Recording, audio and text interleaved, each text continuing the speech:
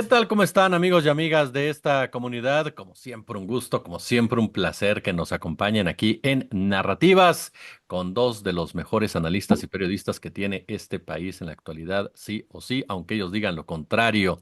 La realidad es que hoy analizaremos y platicaremos sobre Andrés Manuel López Obrador. El día de mañana, este domingo, 1 de septiembre, rinde su último informe de gobierno, lo hará en el Zócalo de la Ciudad de México y comienza ya a sentirse, por un lado, la nostalgia, por otro lado, el alivio, porque hay gente que como odia a Andrés Manuel López Obrador, otros más que lo adoran, unos más que lo cuestionan, critican y reconocen lo bueno, malo y lo regular de esta administración. Pero sin duda, un personaje que no va a pasar desapercibido en la historia de este país. Así que vamos a platicar precisamente de qué fue el obradorismo, qué fue este gobierno, cómo cierra definitivamente.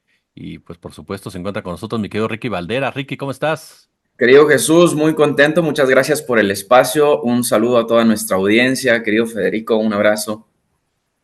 Mi querido Fede Bonazo, ¿cómo estás, Federico? Bien, queridos amigos, como otro sábado más de narrativas, con gran gusto estar aquí con nuestra audiencia. Vamos a comenzar entonces, si les parece bien a ambos.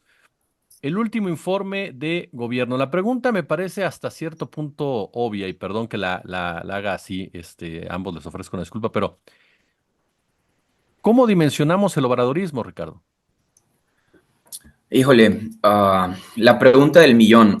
Personalmente creo que el obradorismo viene a modificar las dinámicas partidistas.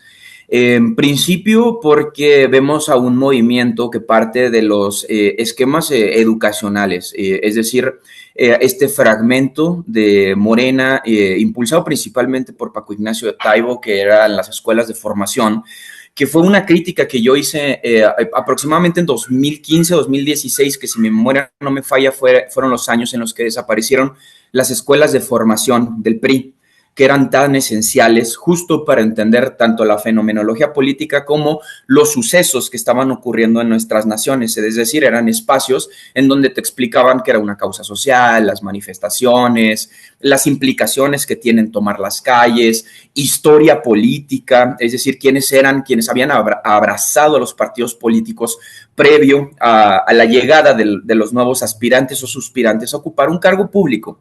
Esta parte es importantísima porque hablaba de perfiles no solo que habían cumplido con los elementos técnicos de la democracia burguesa, es decir, cumplir como los requisitos para ser aspirante a una candidatura por elección popular, sino que tenían que pasar por un proceso dentro de sus partidos de formación y educación de historia política. Esto es el principal pilar del obradorismo y estuvo encausado por gente demasiado especializada en el tema. Paco Ignacio Taibo, por ejemplo, es un personaje del que podemos aprender no solo de historia de México, de historia de la cultura, de historia de la economía política. Tiene un libro que además es una de las mejores biografías del Che Guevara, que creo que en un programa comenté sobre la frase inicial de este libro que me parece detonante y preciosa, que es: no hay lecturas inocentes. De esta manera podemos hacer una población a lo ocurrido con el obradorismo. No hay movimientos inocentes. Esto quiere decir que todas las personas que pasaron por las filas del obradorismo original tuvieron, digamos, este proceso de incidencia política en la que los militantes, las personas militantes, esto cambia con el avance del obradorismo y cambia para el mal, también hay que decirlo, pero en un origen eran personas socializadas con los problemas inmediatos de una multitud de realidades que ocurren al mismo tiempo en el país. Esto, desde mi perspectiva, es lo que le dio la principal fuerza y por eso podíamos ver a gente como Elena Burns de Agua para Todes en las filas del obradorismo. Podíamos ver a la que para mí fue una de las mejores académicas investigando los procesos de contaminación transgénica en el país, como María Elena Álvarez Bulla en las filas del obradorismo. Podíamos ver al padre de la teoría agroecológica en el país, como Víctor Toledo, en las filas del obradorismo, porque eran gente verdaderamente convencidas de que tanto la práctica política como la práctica académica tenían que estar interrelacionadas con los sucesos de la nación, es decir, tenían que servir al pueblo, y esta era gente convencida de ello. Avanzan los proyectos políticos y debido al practicismo se empiezan a romper estos acuerdos que se tenían de un origen y tenemos lo que ahora es Morena. Sin embargo, en un origen, en su construcción, sus bases eran sólidas, iban, y yo creo que lo sostienen a un sistema de partidos sí burgués, sí conservador de alguna manera, pero con objetivos muy claros de resarcir el daño que habían hecho tantas décadas de neoliberalismo en el país. Este principio lógico es verdaderamente confrontativo con la realidad política que teníamos en la nación, cuando la tecnocracia, la meritocracia, que además era en realidad clasismo disfrazado de mérito, habían pululado las decisiones gubernamentales de por lo menos los últimos 40 años. Esto genera evidentemente disputas, confrontaciones, aunado a los acuerdos que tuvo que hacer al obradorismo para poder ejercer el poder mientras estaban en la cancha, generan discusiones verdaderamente complejas de abordar y el por qué un partido que, por ejemplo, se asume de izquierda apuesta por sacar a los militares de los cuarteles, ¿no? y implementar trabajos civiles, principalmente de obra pública, no es que estén de policías en la calle. Sin embargo, no es su labor ni hacer obra pública, ni hacer trenes, ni la gente se siente cómoda haciendo interacciones entre elementos de la Guardia Nacional o de la Sedena o de la Marina respecto a sus terrenos para construir un megaproyecto. Este tipo de contradicciones son las que, digamos, pudieron haber ensuciado a grandes rasgos un proyecto que desde mi perspectiva sigue vivo y que López Obrador logró dejar un escenario que va a ser bastante favorable para ejercer el resto de pendientes que hay en la nación, porque si bien es cierto que este partido también es el que sacó a 5 millones de personas de la pobreza, el partido que en los últimos 25 años tuvo el aumento al salario mínimo, es decir, a la base trabajadora, pues sí, al proletariado más oneroso de la historia moderna de la política mexicana,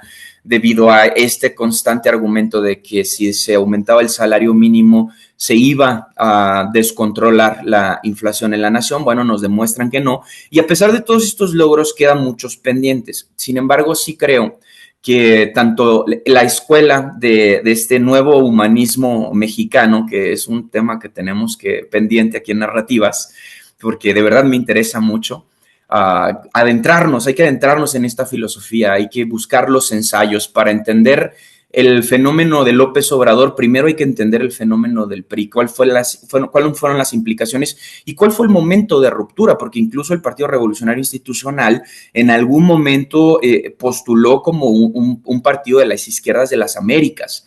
Es decir, un intento de conglomerado de partidos latinoamericanos que trataban de contrarrestar la narrativa de la ultraderecha que avanzaba principalmente en los años 40 en todo el mundo. Esto, ahora mismo, con las bases que dejó López Obrador, es una posibilidad, y es una posibilidad que desde la izquierda tenemos que hacer reflexiones profundas, sensatas y justas.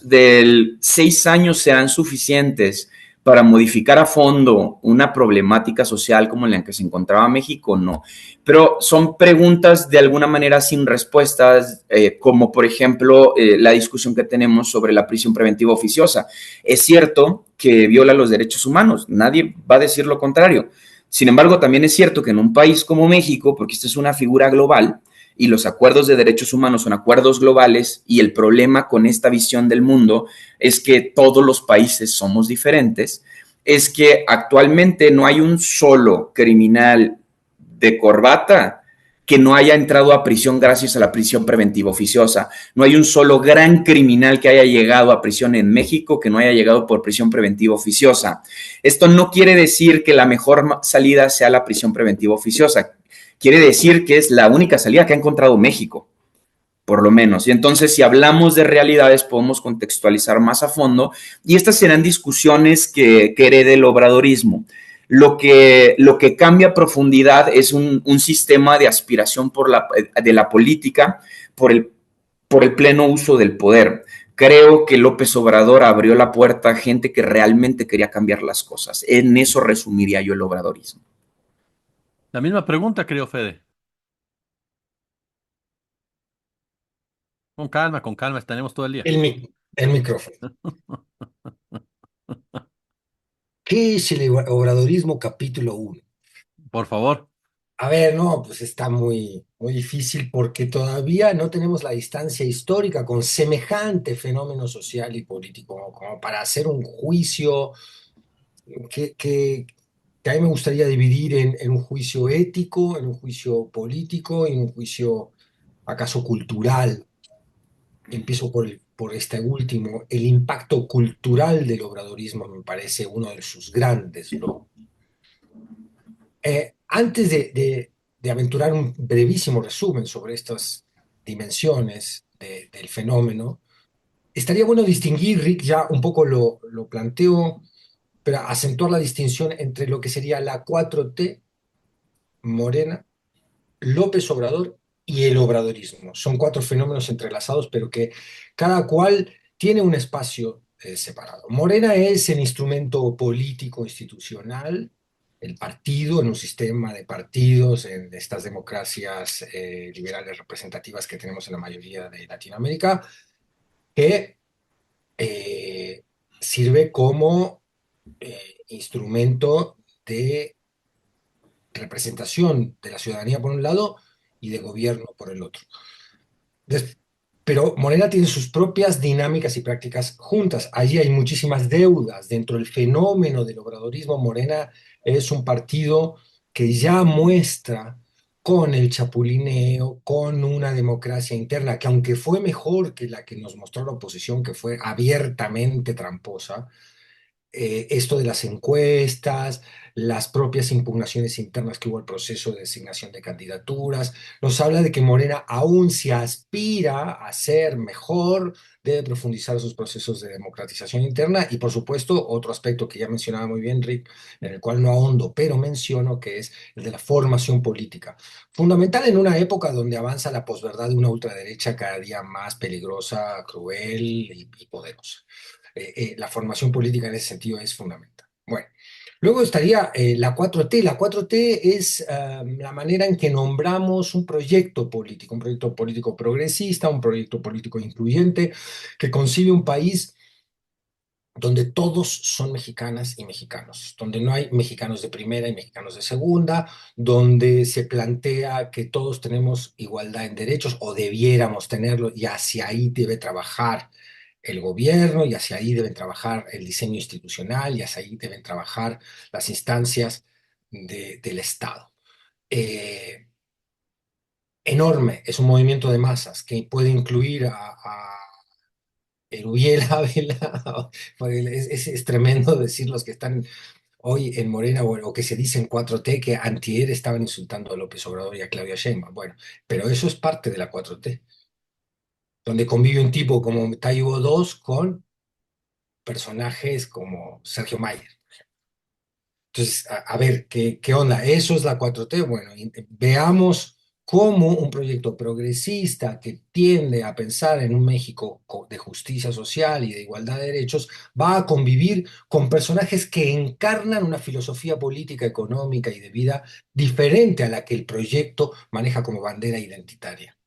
¿Qué tanto estos chapulines, el ingreso de todos estos personajes a la 4T van a torcer el rumbo de justicia social que se ha propuesto como programa y como identidad el movimiento obradorista? Luego, el obradorismo es algo más, podríamos decir, relacionado con el sentimiento también, es decir, no solo con una manera de ver la política, que sin duda ha cambiado en este sexenio. López Obrador ha cambiado la manera en que este país vive, actúa, siente y manifiesta la política, pero que tiene que ver con un cariño popular inmenso que se da a lo largo de la historia, lo hemos visto muchas veces, alrededor de un caudillo o caudilla. Ojalá que Claudia pudiera heredar esa característica, no se ve tan fácil.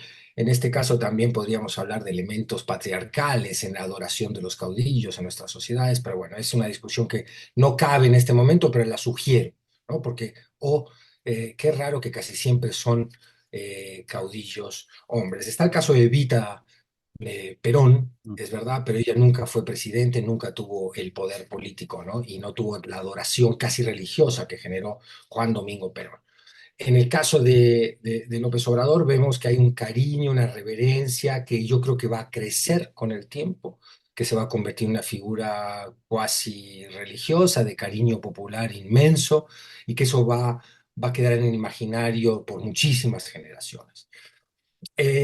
Hecho esta distinción, luego nos falta él mismo, López Obrador, personaje, ser humano, un ser humano que hemos visto en las últimas semanas de su administración diciendo basta a lo que ha sido un acoso absolutamente desleal de parte de la asociación de las oligarquías locales mexicanas, las élites ricas, los intereses corporativos transnacionales, las compañías energéticas que odian la maniobra soberanista que ha implementado este sexenio con respecto al litio, con respecto a la energía eléctrica, con respecto al petróleo.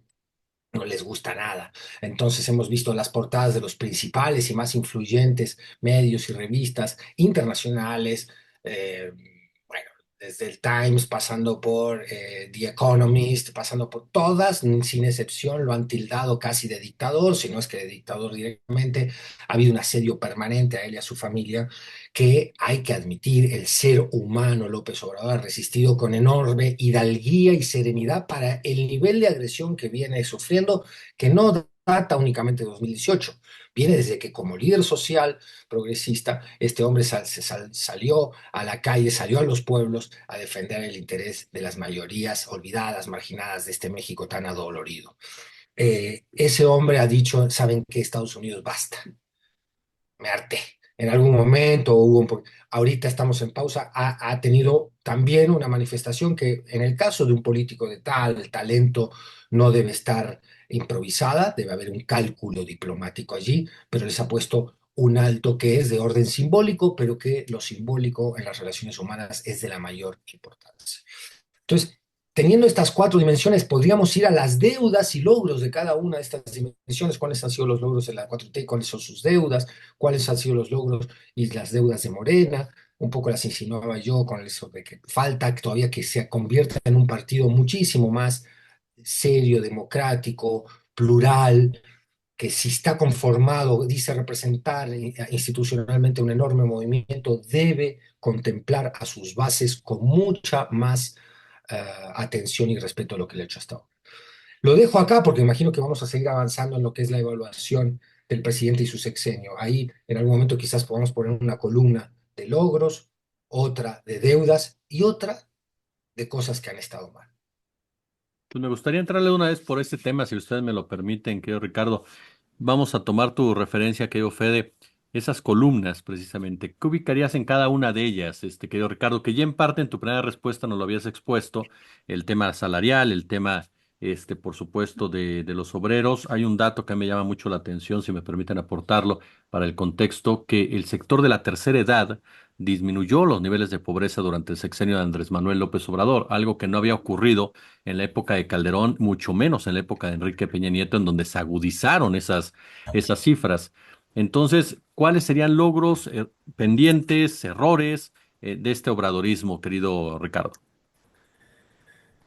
Hay una expresión que para mí concentra los logros del obradorismo, que es la recuperación de la conciencia de clase, la recuperación de la discusión pública respecto a cuál relación queremos entre los burgueses y el proletariado, si lo queremos dejar en esos términos, o la base trabajadora, quienes dependemos de nuestro salario al día, en el día a día para poder subsistir, y los grandes empresarios. ¿Por qué? Porque se aplicó una política de recaudación inédita en la historia fiscal de México, porque se aumentó el salario mínimo de manera inédita en la historia del país, porque la adquisición de deuda, pese a que lo juran y lo perjuran que no hubo, sí hubo en alguna medida, pero fue una política de austeridad.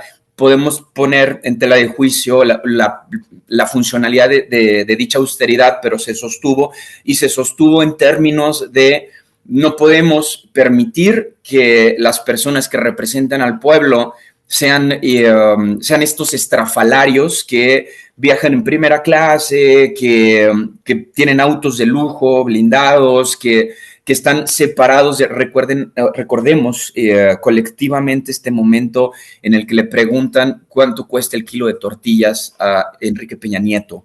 Y el señor responde brutalmente: yo no soy la señora de la casa. Claro.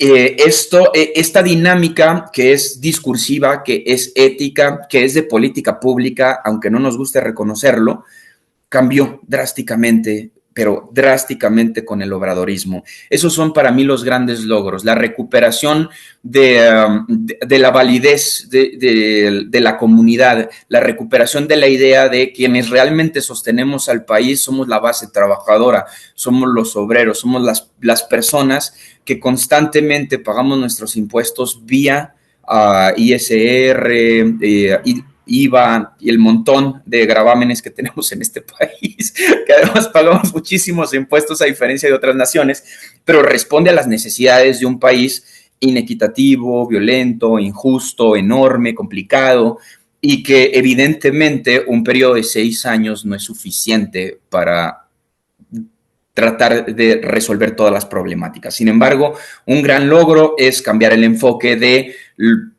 dejar de favorecer a los milmillonarios de este país, a quienes conforman el Consejo Mexicano de Negocios, el consorcio empresarial más grande del país, dejar de favorecer a la Coparmex con políticas públicas inhumanas en contra de la base trabajadora. Es decir, era impensable para los periodos neoliberales, impensable que se pudiera arriesgar el gran capital sobre la población en general. Preferían 1000 veces salvar con dinero público a las empresas privadas que afrontar la realidad de que en este país, y no lo digo yo, es una publicación del Financiero, busquen en su navegador que tengan a la mano y den con este dato: la gran masa de empleo en este país son las pequeñas y medianas empresas, no las grandes. Entonces, nada sostenía este discurso de seguir solventando a magnates como Salinas Pliego, como Claudio X González, como Guajardo, como Laporte. Papá e hijo, hice la división mental sin explicarla. Pero bueno, estas dinámicas de sobreponer para no generar confrontaciones entre el poder político y el poder económico no ocurría desde Luis Echeverría, y el Luis Echeverría lo hizo mal porque al final entregó al país violentando a los estudiantes y dejando una herencia que después marcó la ruta de esta nación por el resto de su existencia. Hablo de la masacre de Tlatelolco. Entonces, tratando de recuperar eso, saneamos un poco la idea de qué significa ser base trabajadora. Yo me voy de este sexenio con la imagen de aquel trabajador en el microbús enseñando los músculos y gritándole a esta clase privilegiada: estos son los que sostienen a México. Esta es la imagen con la que yo me quiero ir. ¿Qué quedamos dependientes? El salario mínimo no aumentó de lo suficiente como para abatir la inflación. Esto es una realidad. Necesitamos más aumentos. No se colaboró con la diputada Susana Prieto Terrazas, una de las mejores abogadas de la frontera, para impulsar la ley de las 40 horas cuando se pudo hacer. Por ejemplo, en Aguascalientes, una porción de Morena votó a favor de que se redujeran las semanas para la detección de un embarazo no deseado y practicar una ILE, una interrupción legal del embarazo. Los pendientes tienen que ver principalmente con los proyectos que dejan inconclusos. El IMSS está muy, pero muy lejos de ser Suiza, Holanda, Noruega o cualquier sistema de salud de Países Bajos. Está lejos. De hecho, la gran mayoría de demandas de amparo en contra del Instituto Mexicano Social se ganan a favor de las personas trabajadoras, otra vez la base obrera, porque el IMSS no quiere pagarles sus indemnizaciones, otra vez favoreciendo al capital, porque ese dinero yo no sé en qué lo usan, porque debería ser dinero etiquetado. Bueno. Y casi el 80% de las demandas al Instituto Mexicano del Seguro Social, y esto es estadística judicial, se dan a favor de las empresas. ¿Por qué? Porque el IMSS no quiere pagar la indemnización de un trabajador que pierde un dedo en una carnicería, que tiene un accidente camino a casa, hay que ponernos a leer las sentencias. La Suprema Corte no lo ha hecho de la mejor manera posible, no ha sido transparente en ese sentido, pero si nos ponemos a leer las sentencias y entendemos la estadística judicial, tenemos mucho trabajo que hacer en el Poder Judicial. Por supuesto, la reforma al Poder Judicial es una cosa que tiene que ocurrir y tiene que ocurrir a profundidad. Hay que hablar con el Ejecutivo para que modifique las fiscalías, para que se hagan protocolos de asistencia y de entendimiento social con las policías de primer contacto, que son las más violentas de todos, el Comando Pantera, el Comando Águila, todos estos protocolos especiales dentro de las fiscalías que son de contacto con el crimen organizado y que son quienes después la única manera que encuentran para procesar a estos delincuentes, porque están en mitad de los balazos, de la mano de los ministerios públicos, pues son ellos. Ellos son, junto con los ministerios públicos que atienden estos casos, quienes meten a prisión a la gente en circunstancias de oficio, es decir, que se tiene que detener porque se puede fugar, por cualquier cosa. Esto también es una deuda. ¿Qué deuda queda? Además de todo, el avance en lo civil de lo militar. Eso es una consigna de todas las personas de izquierda, la militarización del escenario público no puede ser la respuesta a la problemática de la política pública. No legalizaron la marihuana. Desde mi perspectiva, necesitamos ya dejar el tema moral, y aquí sí tiene que ver la Iglesia Católica, que ha firmado convenios, ha inventado una infinidad de razones sociales y ONGs con tal de ir en contra de los derechos de gestación, de ir en contra de los derechos civiles de las personas de la diversidad sexual, de ir a moralizar un problema de consumo cuando es un problema de salud. Y en el obradorismo esto no ocurrió. Yo sí hubiera esperado que la Cámara de Diputados legislara para que COFEPRIS no tuviera que negarte los permisos de portación de cannabinoides. Esto hubiera ayudado mucho más a pacificar el país que cualquier otra política punitiva. Y esto también, usemos un navegador, dialoguemos juntos y tratemos de llegar a una conclusión colectiva. Solo los países que salen del punitivismo sobre el consumo de drogas han podido resolver su problema, incluidos Italia, incluidos Colombia. De hecho, Colombia hubo un periodo en el que en los lugares donde se consumía droga había stands del propio gobierno, y esto se replica en España, o ocurre primero en España y se replica en Colombia, ese dato no lo tengo, en donde tú puedas llegar con lo que tú quisieras consumir y te decían el grado de pureza, justo porque es un problema de salud. Y si, por ejemplo, lo que vas a consumir es puro fentanilo, pues terminas en el hospital. Claro. Entonces, podías hacer un análisis profundo de esto. Para mí eso es el gran logro y los grandes pendientes. Pues voy contigo, creo, Fede. Los éxitos del obradorismo, los pendientes del obradorismo, los errores del obradorismo, amén de lo que tú quieras comentar, creo, Federico, que tú lo profundices, llegan a ser qué tanto intangibles, qué tanto tangibles y qué tanto siembran en muchos aspectos para los próximos años. Lindísima pregunta. Yo los dividiría básicamente en dos categorías que a su vez pueden ser divididas en muchas más, ¿no? Pero dos centrales que son el impacto político, social, económico del obradorismo y el impacto cultural. Con impacto cultural, ¿a qué me refiero? Me refiero al cambio de mentalidad, que eso se traduce en conducta ciudadana. Eh, Aunque no se le puede nada más colocar al obradorismo todos los éxitos en autoconciencia de esta sociedad. Es una autoconciencia que ha sido progresiva y en la cual están involucradas muchísimas otras izquierdas que con su lucha, que con su denuncia de la injusticia, con su testimonio sobre cómo han sido tratadas también ciertas comunidades, ciertas porciones de la ciudadanía, de nuestras pueblos y ciudades en México, de diferentes comunidades, esa denuncia permanente también ha generado una conciencia creciente social.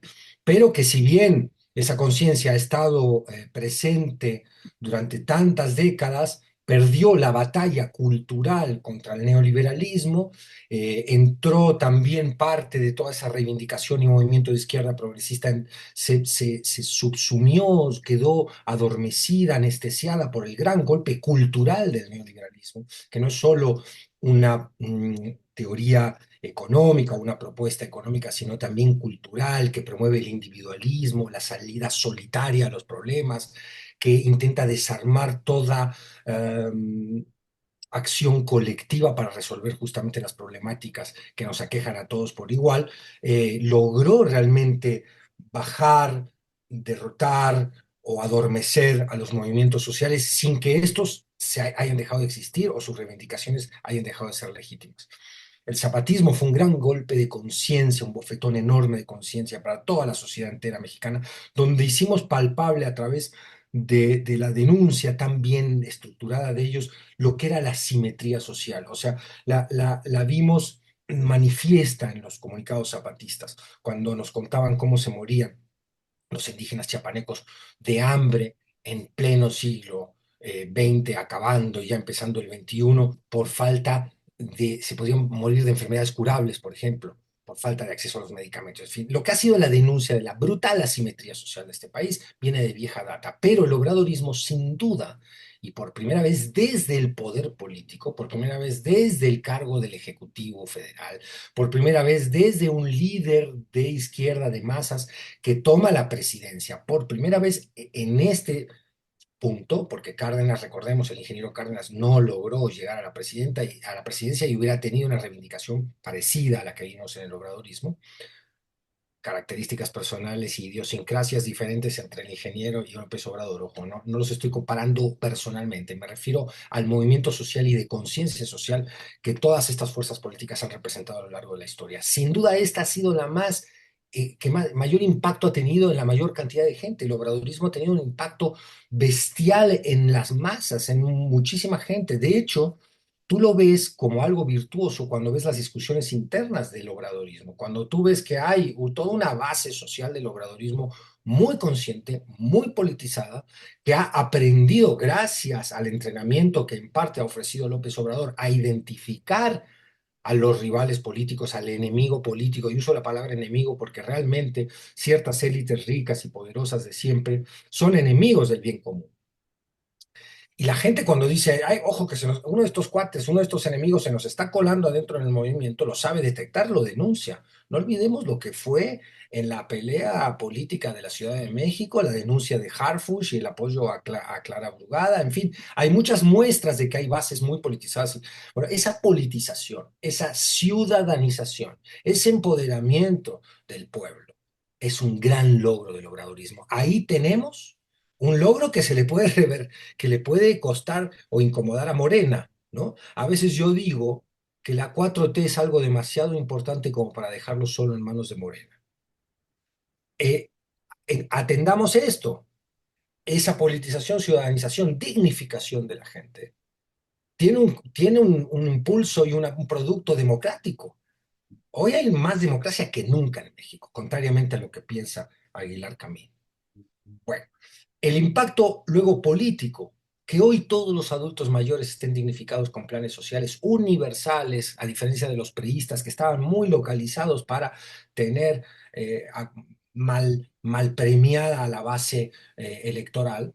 Acá son planes universales, las becas a los estudiantes y a los jóvenes emprendedores, hay una serie de planes sociales de carácter universal que ha puesto el obradorismo como manera urgente y primaria de redistribución de la riqueza. Si los ricos no quieren pagar impuestos, si los ricos se niegan a entender que una reforma fiscal progresiva sería lo mejor para toda la sociedad, ellos mismos incluidos, porque tienen tanta lana que no se la van a gastar nunca.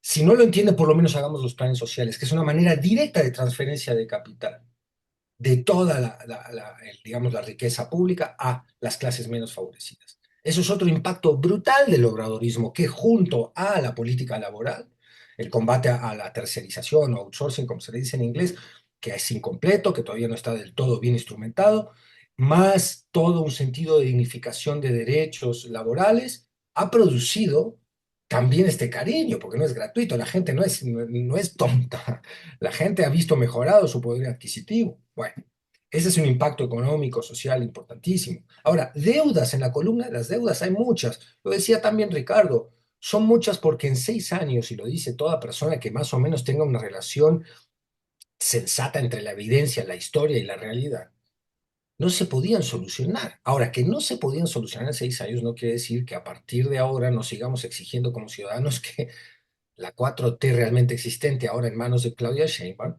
se aboque a realizarlas. Y para realizarlas y para transformar en serio va a tener que dar peleas políticas muy serias que vamos a ver qué tan dispuestos están a dar el nuevo segundo piso de la 4T. Hay una deuda enorme en salud. Yo celebro la infraestructura o que cierto endeudamiento público se vea reflejado en infraestructura y no en casas blancas de los presidentes anteriores, pero hay que poner dinero también, no solo allí donde se ve más, sino allí donde se ve menos, pero es tan urgente y necesario. Hay una deuda con la salud. Yo no soy de los que quitan del análisis político a la pandemia. La pandemia es una variable terrible que desacomodó muchísimas cosas, pero en México hay deficiencia de médicos, hay deficiencia, hay una cultura, hablando de lo otro, del aspecto cultural, una cultura de maltrato al paciente, al derechohabiente, que se tiene que modificar de raíz también, y tenemos que nuestro sistema de salud convertirlo realmente en un sistema de salud universal, pensando en un estado de bienestar. Gran, enorme deuda. Luego hay un problema gigantesco que es el de la seguridad, que no es, ha sido provocado por el obradorismo, pero que el obradorismo tiene que enfrentar. La 4T lo tiene que enfrentar, y lo tiene que enfrentar, por un lado, atacando las causas, como han hecho hasta ahora, pero por el otro lado, con otro tipo de medidas mucho más urgentes. La gente en Chiapas está siendo desplazada de una manera, en Chiapas y en tantos otros lugares. Pongo Chiapas porque es uno de los ejemplos más dramáticos que tenemos ahora. Bueno, ahí, ¿dónde está la Guardia Nacional? ¿Dónde está la Guardia Nacional? O sea, ahí hay un conflicto terrible porque las fuerzas de seguridad del Estado, tan corrompidas en el pasado, la Policía Federal, las policías locales y municipales, han sido suplantadas. En la Ciudad de México menos, con un esquema que valdría la pena analizar, pero ahora no hay tiempo, han sido suplantadas o han sido sustituidas por las Fuerzas Armadas. Entonces tú necesitas a las Fuerzas Armadas para combatir el principal problema que tiene esta sociedad, que es el de la inseguridad. Pero a la vez, eso significa otorgarles un poder y no poder revisar los crímenes de lesa humanidad cometidos por las Fuerzas Armadas en México en el pasado reciente, en la famosa Guerra Sucia, y aún todavía durante el Calderonato y con Peña Nieto, el caso Ayotzinapa como caso emblemático. Si no se revisa también esos crímenes, si no se sanean las instituciones del Estado, las Fuerzas Armadas, una de ellas, México no va a ser libre finalmente, no va a poder ser libre. Y puede ser un instrumento represivo, las Fuerzas Armadas, en el momento en que cambie la relación de poder y Morena ya no esté en el poder y regrese la derecha, que es algo que no deseamos y que mucha gente dice que nunca más va a suceder. Mm. Yo, porque lamentablemente tengo ya suficiente edad sobre el planeta Tierra, creo que si apostamos por un régimen democrático, en algún momento va a haber un recambio y va a regresar la derecha al poder. Así que hay que tener instituciones muy sólidas para presentar resistencia a ese momento. Enumeradas muy generalmente. Hay muchísimas otras deudas. Ahora va a haber una Secretaría de la Mujer. Esperemos que con una presidenta mujer realmente el tema de la violencia de género, de la subordinación de las mujeres por un patriarcado que por supuesto que sigue vigente, sea atacado ahora desde el Estado. Hay una nueva Secretaría de Ciencia. Bueno, ojalá que se vea a la ciencia y a la técnica, no con la visión tecnocrática neoliberal, pero sí con la visión saludable, racional, de que solo la ciencia, o no solo, pero la ciencia es un instrumento fundamental para salir de tantos de los embrollos y problemas que tenemos como humanidad, el calentamiento global, uno de ellos. Esbozado de manera súper general, este es un tema amplísimo. Voy con un punto que para muchos es el elefante en la mesa, el elefante en la sala, perdón. La relación con la prensa, Ricardo, del obradorato. ¿Cuál fue la relación de la prensa con el obradorato? Porque veníamos de medios corporativos, aparecen medios alternos, aparece la figura de López Obrador desde 2000, desde el año 2000 en realidad, si nos basamos en esta relación tan particular, siendo honestos, con Televisa y Televisión Azteca, ¿no? En un momento dado, quienes fueron los grandes impulsores de campañas sucias en contra de Andrés Manuel López Obrador, con trabajos verdaderamente brutales en contra de él, desde tacharlo de peligro para México hasta acusarlo hasta de asesinato de su hermano. En fin, ¿cuál fue la relación de ese político que llega a la presidencia de la República, considerado en su momento como el político más criticado por los medios corporativos, que llega en un momento en el cual se abren las plataformas en digitales en muchos sentidos para empezar a opinar de política. ¿Cuál fue esa relación del obradorato con la prensa? Ay, tú quieres que se prenda el cerro, amigo. Cuéntalo No, no, todo, no, no Rick. quieres que te esté Cuéntalo vacilando. todo. Es que, a ver, mi visión es sumamente Titular, se crítica. va a prender el cerro. Mi visión es plenamente crítica. Desde mi perspectiva, el obradorismo simplemente no contempló el rol de los medios de comunicación en este juego de poderes. De hecho, intentó concentrar el poder y esto implicaba el desplazamiento de otros poderes. Este otro poder puede tener un montón de calificativos, bueno, malo, corrupto, chayotero, lo que fuera, pero era otro poder y había que limitarlo. Sin embargo, se metió en un cajón a todos los medios de comunicación y jamás se realizó una segmentación entre la relación del poder corporativo que sostiene a los medios de comunicación y la gente periodista, los comunicadores. No hubo una repartición del espectro de radio y televisión, no hubo una modificación ni desaparición de la empresa, que hasta el momento no sabemos quién es el dueño, que opera el Mecanismo Nacional de Protección a Personas Defensoras de Derechos Humanos y Periodistas. Al contrario, se ratificó este contrato opaco que nos cuesta cientos de millones de pesos al año y no sabemos para quién es. Tampoco se habló de restauración o recuperación de espacios de trabajo para periodistas desplazados después del periodo más violento para la prensa en la historia de México, incluido el periodo de la Revolución. Se mataban más periodistas en Veracruz durante el periodo de Javier Duarte que durante la Revolución Mexicana.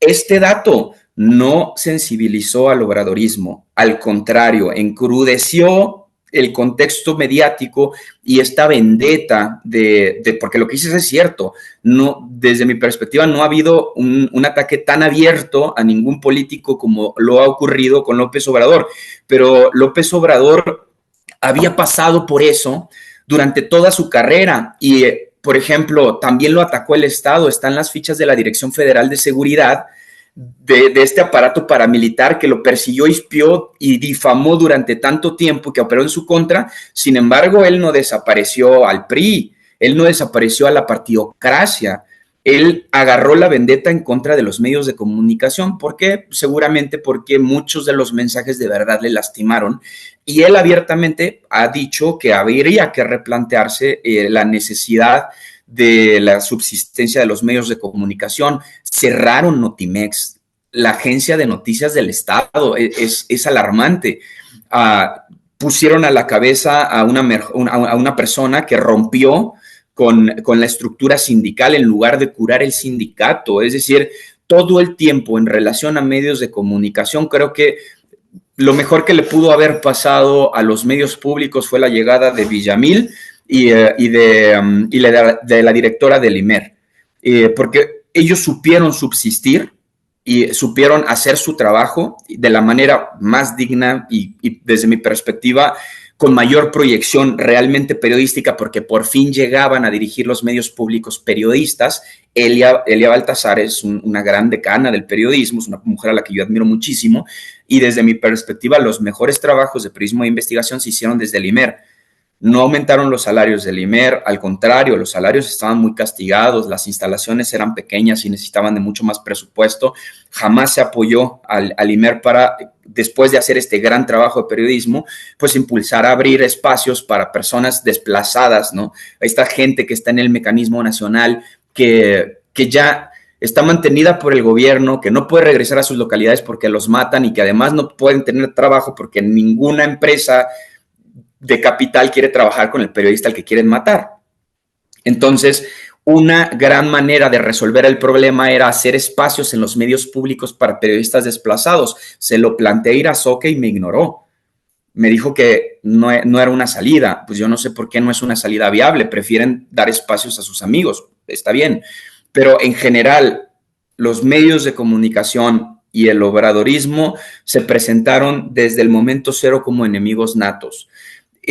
A raíz de esto, hubo gente que efectivamente había sido violentada por sus empresas, que ya no encontraban un espacio de libertad plena en los medios convencionales y nos damos cuenta de las prácticas en los medios de comunicación en donde la gran mayoría de los opinadores carecen del conocimiento de causa. Pasó ahora con este encuentro. El 90% de este encuentro de informar es liberar. El 90% de los comentarios o de las publicaciones se basan en la inauguración del evento, en la mañanera, una cosa de 2 horas de un evento que duró hasta la noche, en donde se discutieron cosas como la repartición equitativa del espectro, la resignificación de las radios comunitarias, la resignificación de los diarios comunitarios y de los comunicadores comunitarios, el sistema de desplazamiento en América Latina, ni siquiera en México, de periodistas que fueron agredidos por grandes dictaduras, el fortalecimiento de esta agrupación de medios independientes para hacer frente a un golpe de Estado. Por ejemplo, esto es una cosa que no se ha discutido en ningún lado y que sí se discutió en ese espacio, pero los opinadores, estos textos servidores que únicamente están detrás del presupuesto público, se limitan a hacer análisis con base en una fotografía sin haber estado. Me parece bastante problemático porque dentro de este espacio había gente desplazada de países como Ecuador por la dictadura, había gente desplazada de Perú, había gente desplazada de Argentina. Ahora se habló de la problemática de cómo trabajar las dinámicas de poder que están ejerciendo los gobiernos como Milei ahora mismo, y cómo abaten todas aquellas causas, todos aquellos derechos humanos que se fueron construyendo un poco en el discurso y que ahora son inhibidos por un poder que simplemente quiere desaparecerlo todo, ¿no? O que quiere hiperconcentrar el recurso para seguir en la dinámica de poder y de subordinación de la base proletaria. La gran mayoría de las personas asistentes estaban en situaciones muy complejas, presentaron problemáticas reales, se enfrentaron con la realidad de cómo vamos a hablar libremente si dependemos del recurso de publicidad oficial. Esto no quiere decir que esté bien o que esté mal, no es un juicio de valor, solo que depender únicamente de un tipo de recurso compromete tu discurso.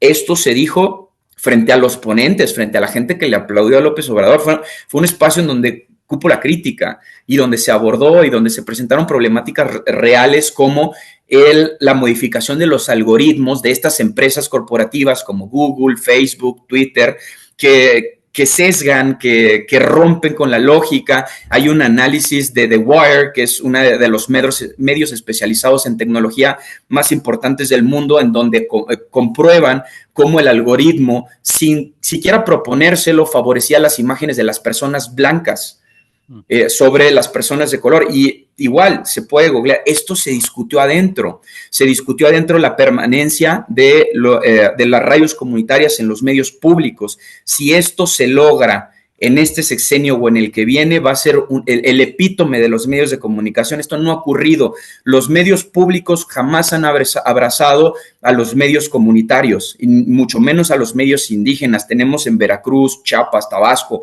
un montón de radios comunitarias con información indispensable en un montón de lenguas originarias, que su trabajo se queda aislado a sus comunidades debido a la falta de espacios. Y esto no lo ha logrado ni los medios capitales, ni los medios corporativos, ni los medios globales, ni los medios públicos. Si esto se logra este sexenio, esa reunión valió la pena.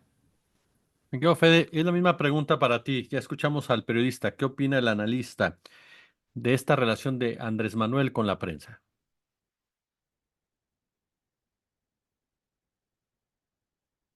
El micrófono, compa. Sí. Así. Rick acaba de hacer una disección de la relación de tantos medios de comunicación rurales, comunitarios, espontáneos, que deberían tener un espacio garantizado en los medios públicos.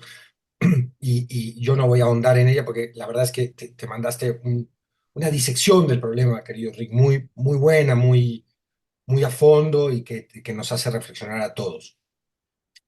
Me voy a ocupar de otra parte quizás, o de dos partes. Una es la responsabilidad del Estado en la protección del periodismo. Yo creo que ha habido una pésima actuación, súper ineficiente actuación del Estado del gobierno en este sexenio para proteger a los periodistas. El caso emblemático de esto, o uno de los casos emblemáticos, es Lourdes Maldonado, esta periodista yendo a la mañanera, denunciando en la mañanera que tiene miedo de ser asesinada, diciendo, recibiendo como respuesta que se la va a proteger, que no se preocupe, y luego siendo asesinada. Entonces, es un caso que nos ejemplifica que ¿dónde está el Estado si no protege a la prensa, a la libertad de expresión y a esa enorme herramienta ciudadana que es el periodismo? Hay un déficit tremendo por allí. Después está el tema de la mañanera como instrumento de comunicación del gobierno, que es una suerte de periodismo gubernamental, que es necesaria, que ha sido un instrumento que va a ser motivo de análisis de académicos, estudiosos de la política y de la comunicación, porque ha sido muy original, no se parece ni siquiera al aló presidente de Chávez, porque en la mañanera ha habido intercambio de opiniones, a pesar de lo que diga alguna persona molesta con la mañanera, ha podido ir allí y ha podido increpar al presidente. Ahí estuvo Jorge Ramos, ahí estuvo el periodista español que se Peláez, si no me equivoco, ahí estuvo Denis Dresser, ahí han estado del lado de la izquierda Ernesto Ledesma, ahí ha estado Ricardo Valderas. No, no sé si llegaste a preguntarle, Rica, al presidente en el sexenio algo en la mañanera. Dos veces sobre las propiedades de Olga Sánchez y sobre la repartición de concesiones y su permanencia en el marco de la reconfiguración de la Ley General de Aguas. Ahí ha estado el periodismo independiente, cuya causa no es aplaudir al gobierno, sino cuestionar todo, cuestionar la realidad. Si sectores de esa realidad le competen al gobierno, pues se le va a cuestionar al gobierno también. Ahora, ha habido un gobierno que le ha dado el micrófono al cuestionamiento. Ha podido ir Rick a cuestionar, ha podido ir Astillero a cuestionar también con el caso de San Miguelito. Es decir, ha habido mucho diálogo. Yo quiero ver si Salinas de Gortari o Cedillo hubieran permitido un ejercicio así. Si lo hubieran permitido, hubiera sido absolutamente retórico y antes de entrar a la mañanera hubieras pasado un cuartito donde la gente de Fernando Gutiérrez Barrios te hubiera dicho, mire, esta es la lista de lo que no puede preguntar. Entonces hubiera sido un teatro. Acá no hay teatro, hay intercambio sincero, donde el presidente a veces queda hasta mal parado y él se lo resiste y lo promueve porque es un convencido de la libertad de expresión. Es un hombre absolutamente, es un demócrata. En muchos sentidos no ha habido nunca tanta democracia como en este sexenio. Y en la relación con los medios es así. Ahora, está la otra parte, que es la del estigma, la del uso de la descalificación y no la argumentación. Y eso lo ha practicado también el presidente. A mí me ha dolido, y no solo a mí, le ha dolido a muchísima gente. O sea, que los padres de Ayotzinapa vean cómo se descalifica a Vidulfo Rosales en la mañanera, pues no es agradable. Que un periodista como Ledesma o como Astillero vean que se los trata de robalos y de progres buena ondita, tampoco es agradable.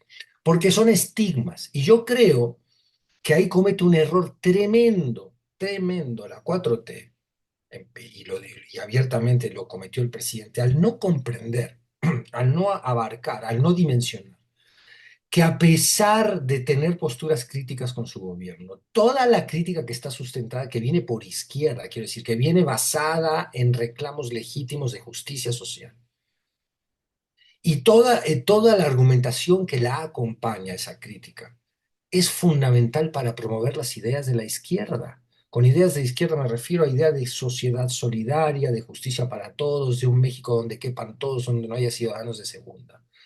Básicamente en eso. Y hay diferentes izquierdas que llevan a la mañanera y que le proponen al gobierno un diálogo o una confrontación incluso, que más allá de la anécdota o el tema concreto que llevan a la discusión, al argumentarla públicamente, están poniendo sobre el ecosistema de la deliberación pública las ideas, las preocupaciones y los reclamos y también las agendas y las definiciones de la izquierda. Hay que darle voz a toda esa gente. El gobierno debe entender que cuando recibe una crítica por izquierda, no la crítica vil de la derecha que los llaman narcopresidentes, o la crítica vil de la derecha que está basada en el go negative y en instalar la posverdad. No, cuando la crítica viene sin posverdad y viene con evidencia, y es una crítica que tiene que ver con reclamos legítimos de otras comunidades, de otras izquierdas, de otras partes de la sociedad, hay que atenderla. Y esa es una deuda también fundamental que vamos a ver cómo se va a dar ahora en los ejercicios de comunicación de Claudia Sheinbaum. Sin duda no ha habido censura en este sexenio. Yo creo que es el primer sexenio que yo atestiguo. Yo estoy en nuestro querido México desde López Portillo. Imagínense ustedes lo que he tenido lo que este cuerpo ha tenido que padecer en cuanto a relación del autoritarismo con la prensa. No recuerdo de López Portillo aquí hasta López Obrador un gobierno con mayor libertad de expresión y respeto a la prensa que este. Eso sí, tampoco recuerdo un gobierno en el cual el propio mandatario ejerciera su derecho de réplica, su derecho de autodefensa y los expusiera con las maneras de exponer que tiene López Obrador a los contrincantes desde la prensa. Porque hizo algo muy importante también. Desbarató a los que vienen vestidos de periodistas, pero son activistas de la derecha o activistas de la oposición. Él desnudó, les sacó el traje, los dejó en calzones, dijo, usted no es periodista, señor, usted tiene una agenda política, y qué bueno que la tenga, pero dígalo sinceramente. Y ese es otro más de los ejercicios de conciencia y de desmoronamiento de escenografías con las que estaba construida esta sociedad que es bastante conservadora. Lo estamos viendo ahora con la reforma del Poder Judicial, que tenga cosas buenas, tenga cosas malas, aterra a tanta gente porque hay una base muy conservadora en este país. No me refiero ideológicamente a que sea derecha, conservadora y que le da miedo el cambio. Podríamos explicar esa psicología quizás diciendo que 70 años de rigidez y estructura priista a mucha gente le daban hasta cierta seguridad. Es que ahora ya, por lo menos con el PRI sabíamos a qué atenernos, ¿sí? A que nos robaran, nos humillaran, nos censuraran, nos asesinaran si éramos opositores.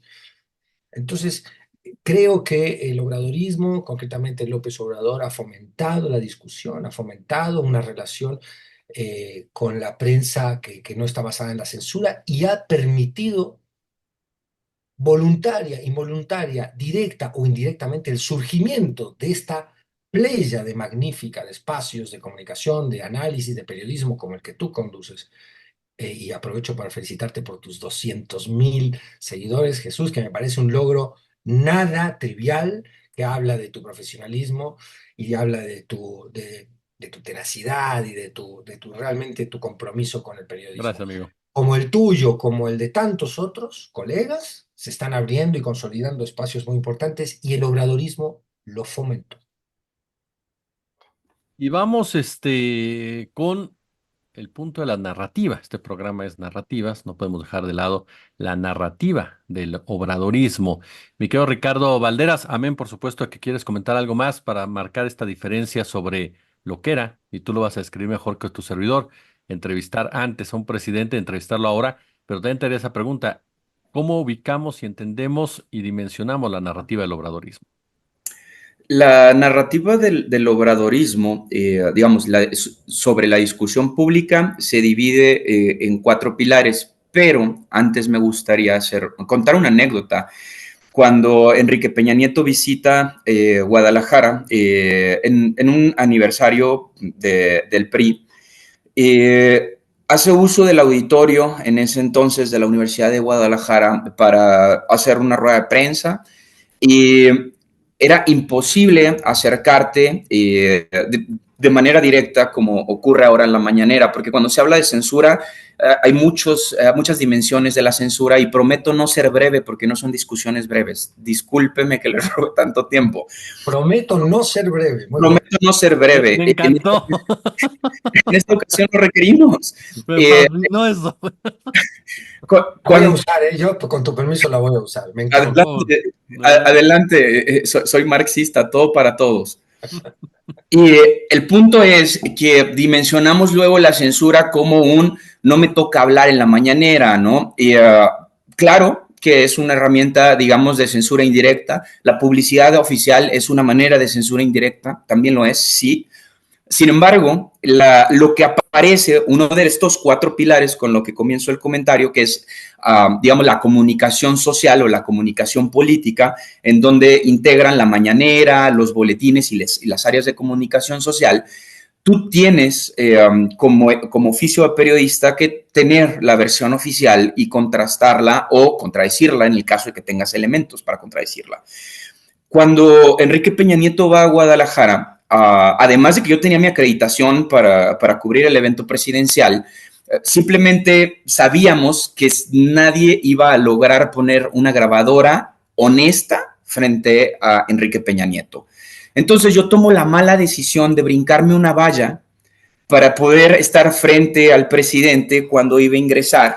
Y justo en el momento en el que va ingresando aparece el Estado Mayor Presidencial, la Fuerza Pública, y me estaban pues deteniendo. No me estaban golpeando directamente, pero me estaban deteniendo haciendo uso de la fuerza pública, y tuvo que ser Abel, el jefe de prensa del PRI, el que me rescatara y les dijera a los gendarmes, es periodista, ¿no? Y me pusieron un regañadón horrible, porque la brecha que teníamos antes de la mañanera, y esto es lo que rompe la mañanera, era justo la posibilidad de cruzarte en el pasillo con el presidente, poner tu grabadora, hacer tu chamba.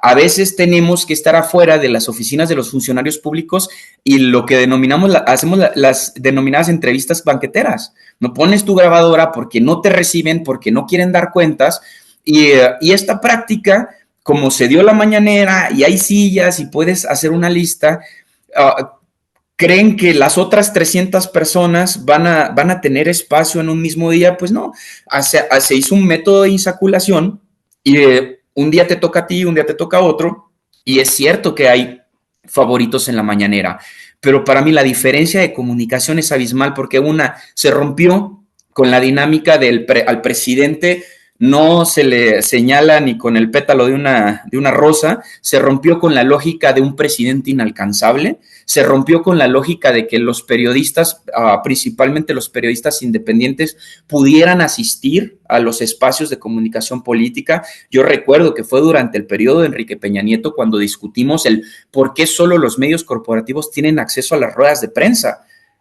¿Por qué? Pues porque tenían la manera de maicearlos a través de la publicidad oficial y se garantizaban que la persona que estaba encargada de la fuente pues no pudiera salirse del huacal, y si salían del huacal simplemente los corría a la empresa porque le estaba costando el dinero de publicidad oficial. En ese momento se tuvo la discusión y se ganó plenamente tras la llegada del obradorismo que cualquier persona que tuviera una acreditación de cualquier medio de comunicación, sea a través de YouTube, sea a través de plataformas digitales o sea un medio corporativo o una radio comunitaria, pueda tener acceso a los espacios de discusión política, porque esto es una democracia.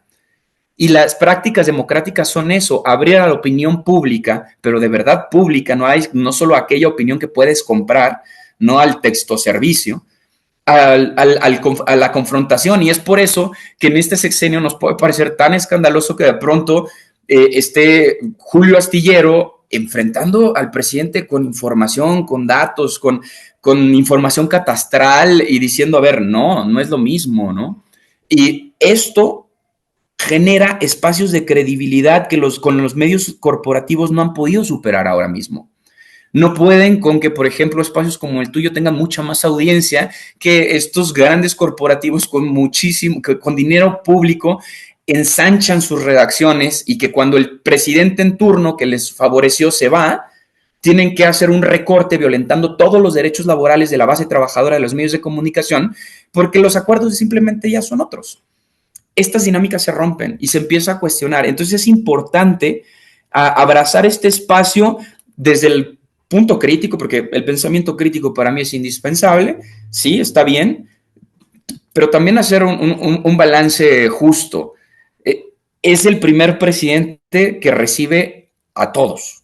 Como lo dijo Federico, de verdad, a todos. Hasta yo tuve acceso a la mañanera, hasta yo.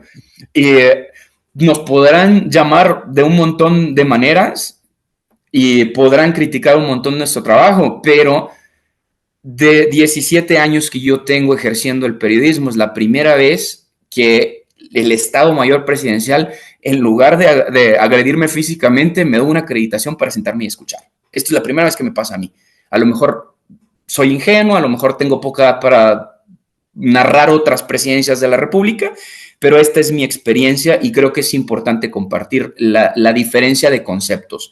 En cuanto a la narrativa del obradorismo, ¿qué es lo que queda? Bueno, la principal es que los políticos ahora tienen esta necesidad de ser juzgados bajo la palabra de las audiencias. Esto no había ocurrido. Esta práctica que tiene la mañanera de exponer, por ejemplo, me parece muy importante hacer énfasis en la carta de Marco Cortés repartiéndose en notarías, rectorías de universidades, los organismos independientes que ahora ya están por desaparecer, porque eran cuotas políticas que se firmaban con bolígrafo a nombre de esto me toca a mí, como si fuera un botín. Y esto, justo por la apertura a la discusión popular, ya está en tela de juicio, ya no tienen la batalla ganada y entonces vemos a los comentócratas de siempre anonadados porque no entienden lo que tienen enfrente y no entienden porque se encaprichan y es que aunque la audiencia no lo entienda, nosotros tenemos la razón y es la voz del autoritarismo, del egocentrismo de esta comentocracia que además hace comentarios desde un escritorio sin asistir a los eventos. Nadie dice que no critiquen eventos como el que ocurrió ayer, por ejemplo. Nadie dice que no lo critiquen. Hay un montón de cosas criticables, pero hacer una crítica consciente y eficiente requiere del conocimiento de causa. Yo no vi a López Dóriga, yo no vi a Marín, yo no vi a ninguno o a la gran mayoría de quien está opinando ahora de manera peyorativa de todos esos colegas que asistieron a ese evento, yo no los vi asistir. Y sí requieres de asistir para problematizar en una dimensión real, no problematizar desde X. Esto lo puede hacer cualquier persona viendo una foto y esto nunca va a ser periodismo. Claro. Me quedo, Fede, cierro contigo la misma pregunta, la narrativa del obradorato, querido. Creo que es importante, antes de hablar de la narrativa del Obradorato, decir qué entendemos por narrativa. En este programa que se llama Narrativas, no muchas veces, o menos quizás de las necesarias, hemos entendido o compartido con la audiencia lo que entendemos por narrativas. Hace poco una persona, en este momento se me escapa el nombre, que nos sigue, nos ve, me decía yo, soy lingüista, traductora, me irrita un poco el término narrativa porque lo usa ahora cualquiera para cualquier cosa y un poco tiene razón. ¿A qué nos referimos con narrativa? Nos referimos a la construcción de un relato a través del cual instalamos en las audiencias, en el público al que nos queremos dirigir, ciertas ideas, cierta concepción del mundo, cierto modelo de cómo es la realidad y también algunas propuestas de cómo abordar ese mundo, esa realidad. El nazismo construyó una narrativa. Israel, el gobierno de ultraderecha de Netanyahu, tiene hoy una narrativa que es que se está defendiendo del terrorismo y por eso han matado ya en menos de un año a 20.000 niñas y niñitos palestinos. Es una narrativa que se está desmoronando, por supuesto, porque la evidencia la destruye. Eh, los políticos construyen narrativas, los seres humanos somos afectos a las narrativas nos cohesionan. El nacionalismo es una narrativa. Si en realidad corre sangre por las venas de todos nosotros, por más que tengamos la cara así, o cantemos un himno tal o un himno cual. Somos todos seres humanos, deberíamos entenderlo. Bueno, pero ¿por qué es tan difícil? Bueno, porque estamos segmentados por narrativas. Ahora, no equivale decir que hay una narrativa expuesta a decir que es mentira lo que se está exponiendo. Hay narrativas que son consistentes con la realidad, consistentes con un programa ético. Es la narrativa marxista, digamos, si queremos ir ahí. Ahí podríamos decir, contraargumentar que no es tanto una narrativa el marxismo, la teoría del materialismo dialéctico, porque, bueno, está sustentado en toda una argumentación científica, etc. La ciencia es un gran instrumento de desbaratamiento de narrativas. Ahora, las izquierdas tienen su narrativa, las derechas tienen la suya. El obradorato tiene su narrativa, pero su narrativa está muy entreverada en la realidad social. Cuando la narrativa del obradorato plantea uno de sus dogmas, de sus axiomas, mejor dicho, de sus axiomas, por el bien de todos, primero los pobres, que va construyendo una narrativa. No puede haber gobierno rico con pueblo pobre, hay que separar el poder económico del poder político. Todo eso va construyendo a través de axiomas, de aforismos, una narrativa. Entonces, una narrativa que se condice tanto con un deseo ético de que queremos un mejor país, con una realidad de que hay muchos pobres y que la verdad es que sí, por el bien de todos, incluso de los ricos, a menos que se vayan a vivir a Elysium con aquella película, ¿se acuerdan? Donde los ricos Ujú. vivían en un paraíso ahí orbitando la Tierra y habían dejado la Tierra destruida para los pobres y los marginados, a menos que quieran ese modelo de existencia, para ellos también, primero los pobres, por el bien de todos. Entonces, la narrativa obradorista es una narrativa que ha redignificado, esto ya lo dije en la intervención pasada, no voy a abundar, pero ha redignificado a la ciudadanía. El pueblo dice hoy, mi voto vale igual que el del patrón. Es más, empieza a decir algo mucho más peligroso para los patrones. Y es que yo valgo igual que el patrón y no debería haber patrones. El señor al que yo le presto un servicio es un ciudadano igual que yo, del mismo rango. Que tenga un poco de más de lana o mucha más lana en el banco no significa que sea mejor ciudadano que yo. Esa es parte de la narrativa obradorista. Pero es una narrativa que se condice con la realidad y se condice con los fines éticos que la mayoría de nosotros perseguimos. En ese sentido, la narrativa obradorista ha triunfado sobre la narrativa de la derecha, construida toda con falacias, la de la meritocracia, la del echaleganismo, la de que la gente es pobre porque quiere, la de los huevones.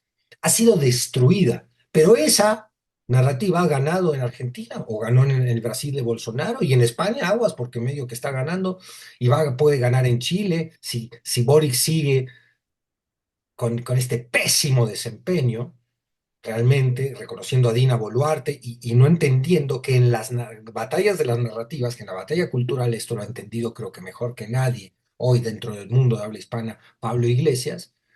Si no ganamos esa narrativa, esa guerra, la que es la batalla cultural, pueden llegar los Mileis del mundo a otros países a seguir haciendo el desastre y la crueldad que quieren implementar. Entonces, la batalla de narrativas es fundamental, por eso este programa se llama Narrativas, por eso aquí solemos analizar cómo se construyen, qué representan las diferentes narrativas que están en el ecosistema de la discusión pública. La del obradorismo es una narrativa, con esto concluyo, que se condice con la evidencia y que lleva en alto un valor ético, moral, con el que al menos yo estoy de acuerdo. Ahí lo tiene usted, amigo y amiga de Narrativas, estos dos grandes personajes que siempre nos dejan pensando, nos dejan, por supuesto, analizando las cosas y que en lo personal admiro y respeto y aprecio muchísimo. Mi querido Ricardo Valderas, como siempre, un gusto. Querido Jesús, un abrazo a ti, a toda nuestra audiencia y si me lo permiten un saludo a mi vecino Alonso que me lo encuentro caminando al perro y que se dice seguidor de narrativas. Muchas gracias, hasta pronto. Querido Fede Bonazo, siempre es un placer escucharte y aprender de ti. El placer es mío, querido amigo, y reitero mi felicitación por el enorme éxito tan merecido de tu programa y de tu espacio periodístico. Es de todos, querido, todo lo hacemos ustedes y todo el equipo que está ahí, por supuesto. Gracias a usted por escucharnos y vernos. Apoya Narrativas con su super chat, con su super gracias en este espacio, por supuesto, de narrativas. Yo, como siempre, le agradezco muchísimo el favor de su atención. Ya lo sabe, como siempre, un gusto, como siempre, un placer.